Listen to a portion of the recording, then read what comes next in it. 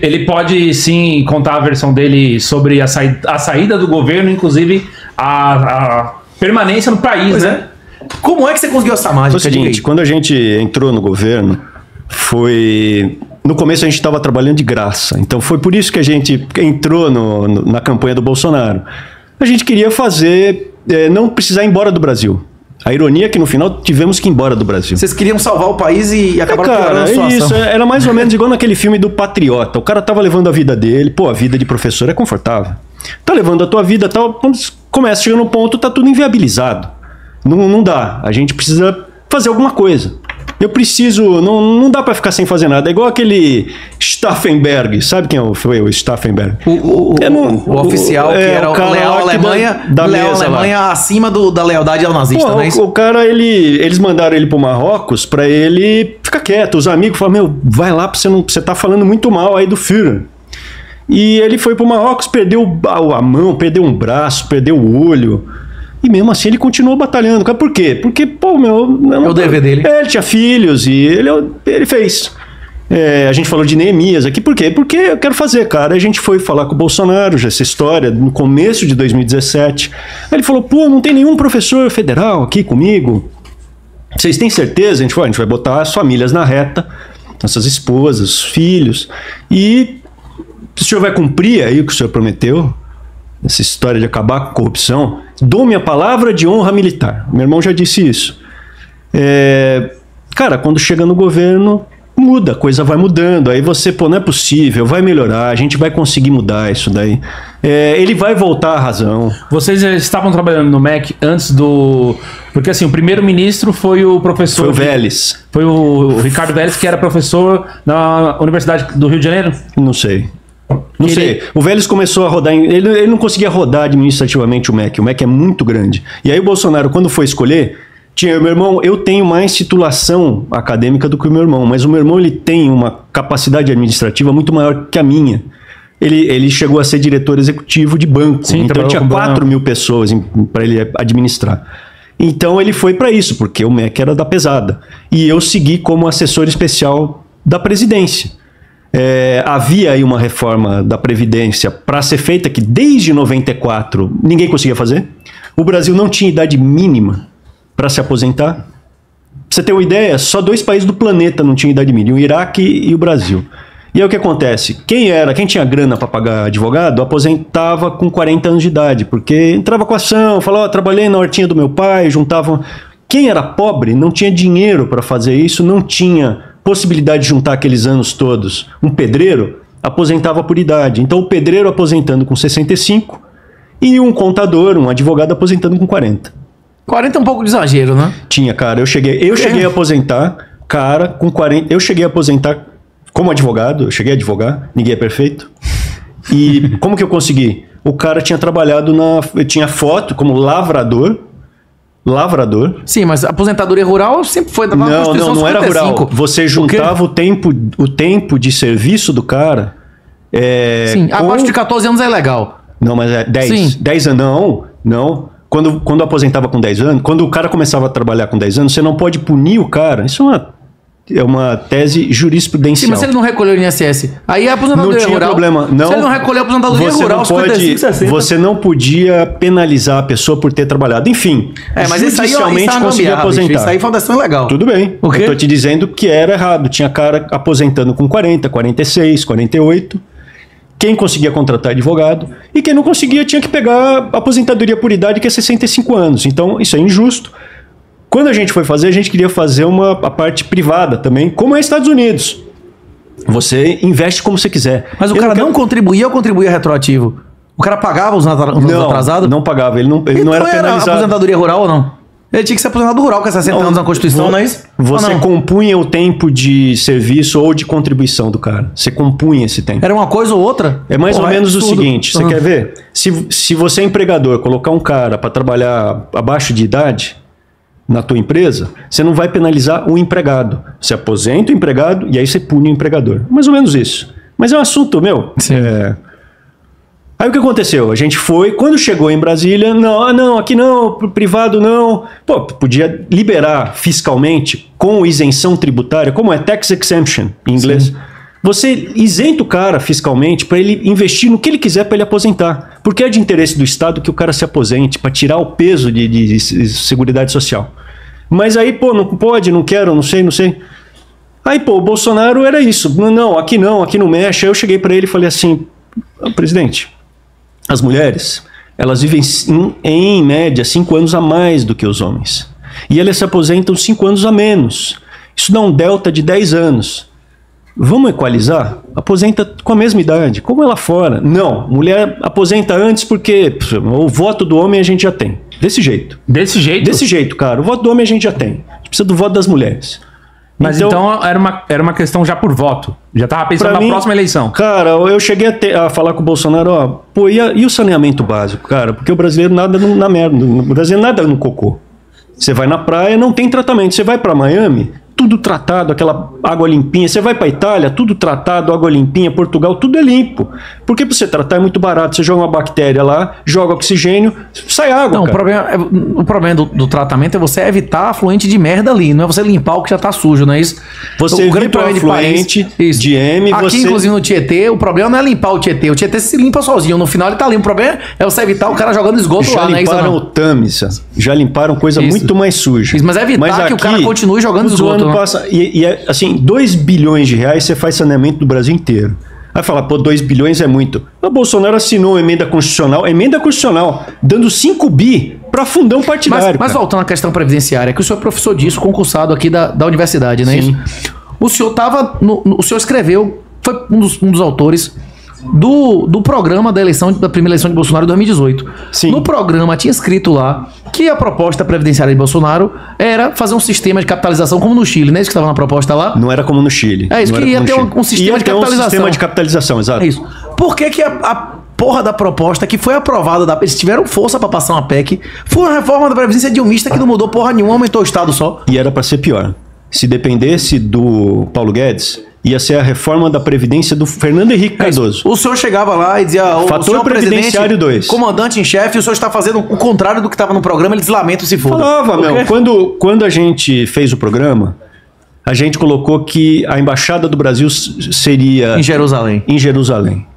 E ele botou, né? Ele prometeu, cara. Sim. E depois ele não cumpriu. Mais um que ele não cumpriu. E aí aquele Cid, ele botou na tese de doutorado dele, um livro dele, falando assim, o Bolsonaro não transferiu porque ele não queria se indispor com os países árabes.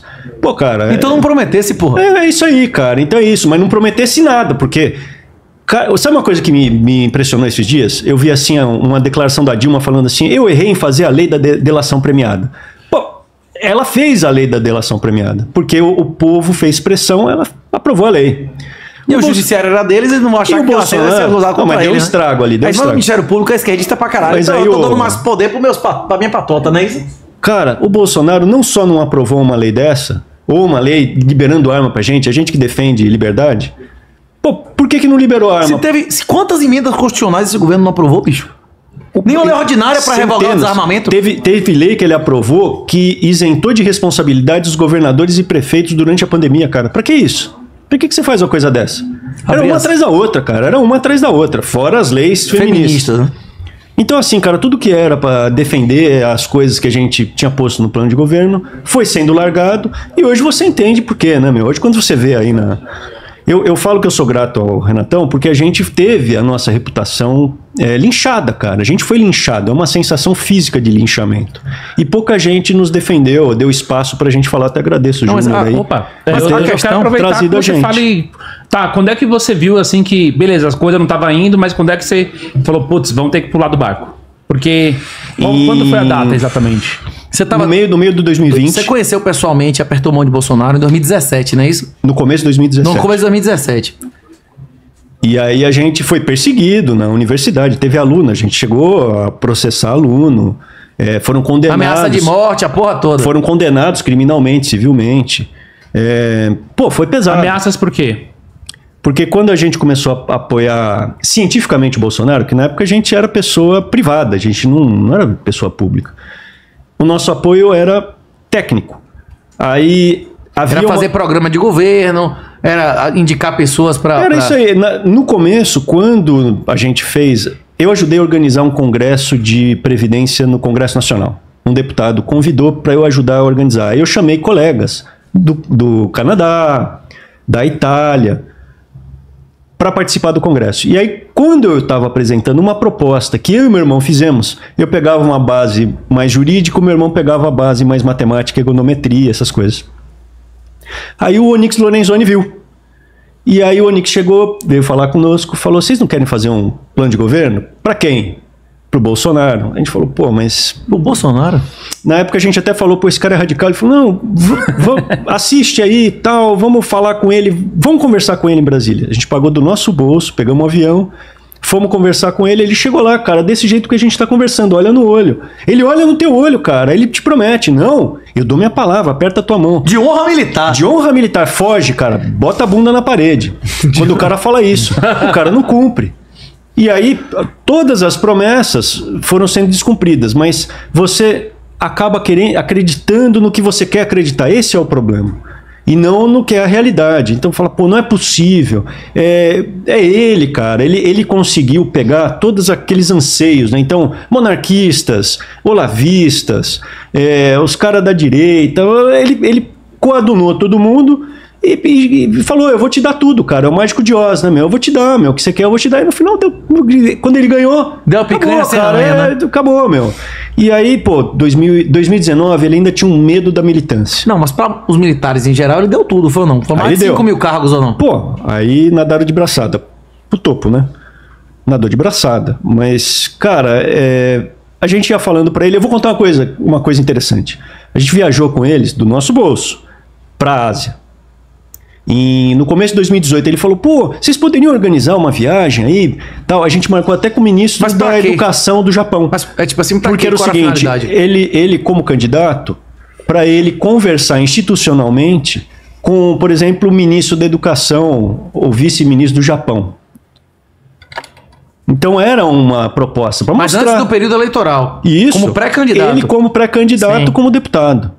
E a gente marcou a viagem e eles ficaram junto com a gente no mesmo hotel. Cada um pagando sua passagem. Tudo, e o hotel também. O hotel era $100 e tal, mas era uma rede, Asakusa. É uma rede grande. Tipo uma rede Ibis mais um negócio derrotado. Só que a cama de casal, ela é 1 metro quadrado. É 1 metro quadrado a cama de casal japonesa. Aí, pô, chegou na primeira noite, eu bobeei e o meu irmão marcou 2 diárias para não ter erro, porque é 24 horas, então vai, vem. Eu errei. E aí o meu quarto não estava pronto. Aí a gente chegou, cara, eu tive que dormir com meu irmão na mesma cama. De um palmo do chão, né? Cara, e assim, não, e ela tem 1 metro quadrado, assim, assim, eu tenho 1,82. Os Bolsonaro tem 1,88, né? E aí os caras dormem lá deles, eu peso 73 quilos. Os Bolsonaro pesam 100 quilos. Os caras dormiam na mesma cama ali, e o tempo inteiro. Eu e meu irmão só no primeiro dia, no segundo dia eu já fui pro meu quarto. A gente olhava, pô, esses caras são humildes, né? Os caras são humildes. São de rocha. Aí a gente circulou pela Ásia e eu cheguei pra ele no Japão. Cheguei pro Bolsonaro, a gente tomava café da manhã junto. Aí eu falei assim pra ele, capitão, chamava de capitão. O senhor sabe o que é memento mori? Aí ele falou, não sei. Eu falei, então, se o senhor eventualmente ganhar, que não suba a sua cabeça. A gente vai ter que manter o pé no chão, porque a dimensão é muito grande do que a gente quer fazer, né? A gente quer consertar esse país. Aí ele fala, mas o que é esse memento mori? Tinha até um funcionário público, Júlio César tinha um funcionário público, quando andava na biga ali, a pessoa jogava pétalas de rosa, você é Deus. Ficava um funcionário público falando na orelha dele, memento mori, você é mortal, és humano, és mortal. O processo de glorificação, não só de Júlio César. Tinha um processo que chama processo de glorificação, que inclusive glorificava, tinha vários direitos públicos, inclusive para a família por 10 gerações. E uma parte do processo, do ritual, era ter um escravo, um servidor, que dissesse várias vezes, se alguém meter uma faca, você ainda morre, você ainda caga, você ainda é humano, você é o maior de nós, mas você ainda é um homem, não é isso? Isso era um princípio, cara, isso era um princípio estoico, inclusive. Sim. De você manter o pé no chão. O Marco Aurélio tem lá as meditações, tá? Se bem que o Marco Aurélio não cumpriu, né? O Marco Aurélio indicou lá o filho dele. Ele fez Cômodos, merda, né? E ele quebrou os 5 imperadores bons. Aí ele falou, vou indicar meu filho. Pô, ele fez meditações, ele falava de amor fati. Putz, esse cara é muito bom. Enfrentou a praga. Cara, ele indicou o filho dele, um pancada. Ele transformou Roma na colônia romana. Era a colônia dele, cara. Ninguém fazia isso. Ele era tão disruptivo que o personal trainer dele lá, ele tinha um gladiador que fazia o personal. Falou, eu não aguento esse cara, eu vou matar esse cara. Matou o cara. Esse cara é muito chato, mano. Então, assim, pô, você tem isso desde os estoicos. Falando, ó, põe o pé no chão, cara, não sobe na cabeça. E aí, quando tava já em 2019, ele mantinha um controle com medo da militância. Ele tinha um medo da militância. E aí, em 2020, ele começou a querer colocar o Centrão. Antes dele colocar o Centrão, quando ele colocou o Centrão para dentro do governo, a gente saiu. Entrou por uma porta, a gente saiu na outra. Foi 2020. A saída não foi tão traumática na visão de quem estava assistindo, porque seu irmão fez vídeo do lado dele. Eu também fiz. Você fez lá, então... Naquele momento a gente achava que era a fraqueza dele. Apertando mão, tipo assim, putz, eu tô saindo porque pega mal minha imagem, minhas opiniões, o que eu tô fazendo, vai entrar alguém melhor pra tomar conta do Enem, etc. Era mais ou menos essa a visão que a gente tinha assistido. Rapaz, a questão é que se o cara ficasse, ia ser preso. Foi uma saída um pouco traumática, cara. Rapaz, ninguém sabe o que quis, não. O cara não ia pra cadeia, né? O meu irmão tava com risco de ser preso por nada. Risco não. Alta probabilidade. Alta probabilidade. Ele não tinha ainda a cidadania portuguesa e espanhola que agora ele tem. Então, uma prisão arbitrária para um cidadão europeu baixa, representante da embaixada, para saber o que está acontecendo. E naquele momento, até o meu irmão chegou a conversar comigo, falando assim, mas se eu for preso, eu vou ficar o quê? 1 ou 2 dias? Eu falei, eu não tenho condição de saber, eu perco contato contigo, cara. Você vai lá pra Papuda, eu não sei o que acontece com você. Se for ser viciado. E falou, não, então beleza. Aí o meu irmão viu com países, aí ia asilado. Ele contou no programa lá.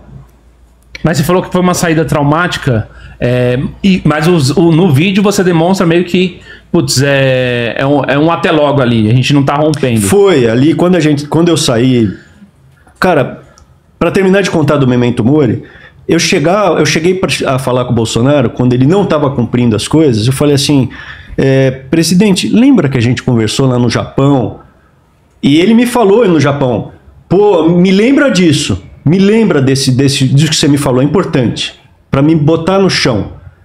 Pô, cara, eu fui falar para ele isso aí, ficou bravo comigo. Falei, senhor lembra do Memento Mori? Olhou feio para mim, não queria ouvir não, cara. Não queria saber. Então não tinha muito mais o que fazer ali, não tinha muito mais.